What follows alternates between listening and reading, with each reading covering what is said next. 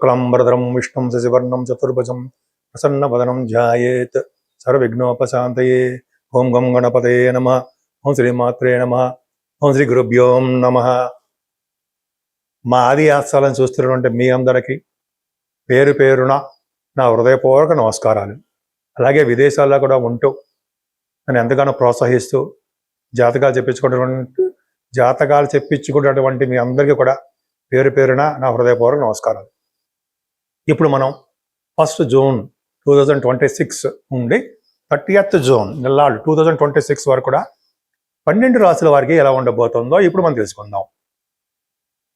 మేషరాశిలో కుజుడు, రవి కుజులు వృషభంలోను, కుజుడు 21st నుంచి వస్తాడండి, 21st జూన్ నుంచి. అంతేకాకుండా బుధ గురు శుక్ర రవులు అంటే రవి బుధ గురు శుక్రులు మిథున రాశిలోకి వస్తున్నాడు. అంటే 15th జూన్ నుంచి కూడా రవి మారిపోతున్నాడు. అంతేకాకుండా కర్కాటకంలో గురుడు 2nd నుంచి యమునా నది పుష్కరాలు వస్తున్నాయి కదండి. అంతేకాకుండా చతుర్థ భావం అంటే కర్కాటక రాశిలో చతుర్థ భావం కాదు, బట్ కర్కాటక రాశుల్లో గురుడు, శుక్రుడు, బుధుడు ఏమో 22nd నుంచి వస్తున్నాడు. 8th జూన్ నుంచి గురుడు కూడా మారిపోతున్నాడు. ఇంత ప్లానెటరీ పొజిషన్స్ బాగా మారిపోయాయండి.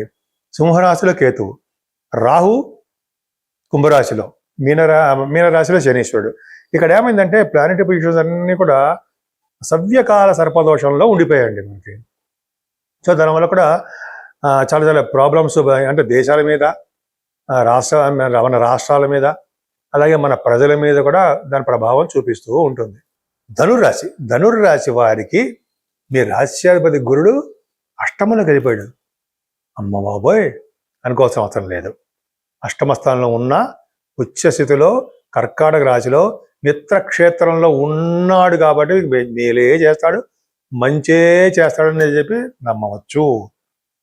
ఆయన అష్టమ స్థానంలో ఉండి ద్వితీయభావాన్ని చూడడం వలన ధనప్రాప్తిని కలిగించేట్టు చేస్తాడు. అందుకంటే కావాలి మనకి ఏం కావాలండి? ధనప్రాప్తిని, కుటుంబంలో వృద్ధిని, ఆయుష్ని, చదువుని, అలాగే బంధుప్రీతిని మీకు ఇవ్వబోతున్నాడు. ముఖవర్చస్సుని పెంచబోతున్నాడు గురుడు. కంఠధ్వని బాగా మాట్లాడే శక్తిని పెంచబోతున్నాడు. పైగా సాహిత్య రంగంలో బాగా డబ్బు సంపాదించుకోబోతున్నారు. అలాగే సంగీతము, సాహిత్యము, అలాగే ఎక్కువ మీరు గాయకులు, పాటలు పాడేవారు, అలాగే ఇంకా చెప్పాలంటే యాంకరింగ్ గురించి అంటాం కదా, వాళ్ళకి, డబ్బింగ్ ఆర్టిస్టులకి ఇక నుంచి మంచి రోజులు వచ్చాయని చెప్పేయచ్చు. ఖచ్చితంగా బాగున్నారు. ధనురాశి వాడు సామాన్యం కాదండి. పైగా రాహు మీకు 3వ భావంలో ఉన్నాడు. ఆయన ఒకటి చాలడా మీ ధైర్యానికి, మీ పిల్లలుగా అద్భుతంగా రాణించడానికి, అలాగే కార్యసిద్ధి కలగడానికి, పనులందు పట్టుదల కలుగుతూ విజయం సాధించడానికి రాహు ఒక్కటి చాలు. మీకు తరచూ ప్రయాణాలు చేయడానికి ఎక్కువ అవకాశాలు ఉంటాయి. మీ తోబుట్టువులు బాగుంటారు. చతుర్థ భావంలో శని అమ్మ బాబోయ్ అని చెప్పామని వరకు. ఇక నుంచి అలా లేదండి. చతుర్థ భావంలో శని ఉన్నా చతుర్థ భావాధిపతి చతుర్థ భావాన్ని చూసుకోవడం వలన శనీశ్వరుడు వలన వచ్చే దోషాలు పరిహారం అవుతాయి. ముఖ్యంగా ఫారిన్ కంట్రీస్ వెళ్తారు ఖచ్చితం. మీ అమ్మగారికి చాలా బాగుంటుంది. ఇక నుంచి అమ్మగారు ఇబ్బంది పడరు. చిన్న ప్రాబ్లమ్స్ ఉన్నా వాటి నుంచి బయటపడతారు.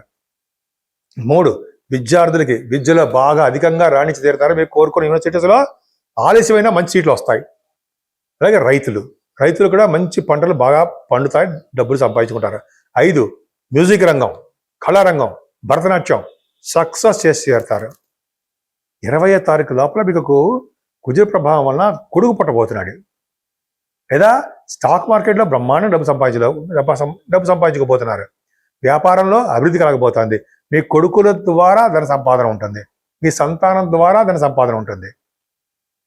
మీకు జనాకర్షణ ఎక్కువ పెరుగుతుంది, పట్టుదల పెరుగుతుంది. ఇంకా ఇంత అద్భుతం అండి. రవి కుజులు 6వ భావన ఉన్నారంటే ఇంకేం కావాలి మీకు? అంటే రవి 15వ తారీఖు వరకు ఉంటాడు, 14 వరకు ఉంటాడు. 6వ భావన రవి కుజుల వలన ధైర్యంగా ఉంటారు. వీసా స్టాంపింగ్ అవుతుంది, విదేశాలు వెళ్తూ ఉంటారు. రాజకీయ రంగంలో పదవులు వస్తాయండి. రాజకీయ రంగంలో పదవులు రావడానికి అవకాశాలు ఎక్కువ ఉంటాయి. అంతేకాకుండా రవి కుజుల వలన సేవాభావం ఎక్కువ ఉంటుంది. లా రిలేటెడ్, కోర్టు సంబంధించిన రిలేటెడ్ ఏమైనా ఉంటే, ప్రాబ్లమ్స్ ఉంటే వాటిల్లో మీకు విజయం కలుగుతుంది, ఫేవరబుల్గా మీకు ఉంటుంది. అంతేకాకుండా మీ మేనమామలు అద్భుతంగా ఉంటారండి. ఇలా చెప్పుకుంటూనే ఉండొచ్చు. అంతేకాకుండా 7వ స్థానంలో రవి బుధ శుక్రుడు మంచివాడు కాదు, కాకపోతే రవి బుధుల వలన బుధాదిత్య యోగం, రవి బుధులు మిథున రాశిలో ఉంటే బుధాదిత్య యోగమే ఉంటుంది. మంచి భర్త, మంచి భార్య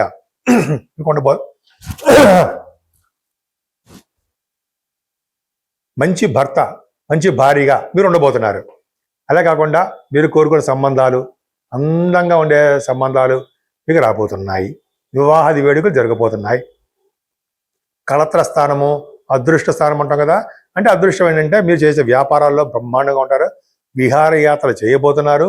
భూములు, గృహసౌఖ్యము, వాహనాలు సప్తమంలో ఉన్నటువంటి బుధ శుక్రులే ఇస్తారు. అష్టమంలో మళ్ళీ వచ్చాడు ఉండయి బుధ శుక్ర గురుడు బ్రహ్మాండం.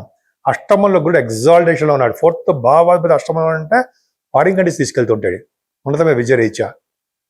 మీకు అనారోగ్య సమస్యలు అనేది తక్కువ అండి. అష్టమంలో గురుడు ఉన్నాడు, అనారోగ్య సమస్యలు ఇస్తాడు, పీడింపబడతాడు, ఏమీ కాదు.